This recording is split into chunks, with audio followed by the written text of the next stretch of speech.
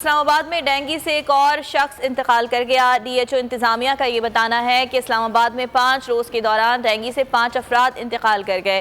اسلام آباد میں مجموعی طور پر ڈینگی کے مریض 743 ہو گئے ہیں اور ایک شخص کے انتقال ہونے کے حوالے سے بتایا جا رہا ہے۔ ڈینگی کا مرض نہ صرف اسلام آباد بلکہ ملک بھر میں بے قابو ہے اور متعدد مریض روزانہ کی بنیاد پر سامنے آ رہے ہیں۔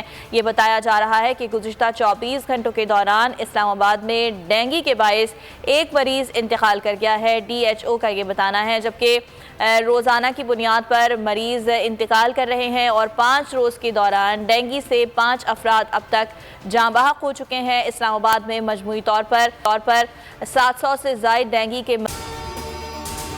اگر آپ کو یہ ویڈیو پسند آئی تو لائک پر کلک کریں۔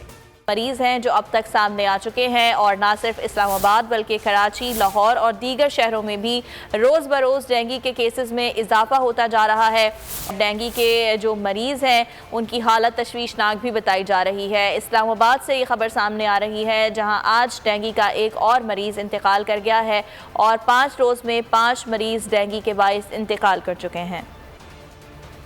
ملک بھر میں ڈینگی نے خطرناک صورتحال اختیار کر لی۔ روزانہ سینکڑوں افراد شکار ہونے لگے۔ کراچی میں 24 گھنٹے کے دوران 100 سے زائد افراد متاثر ہوئے، جن میں سے 7 افراد کی جان کی بازی ہار گئے۔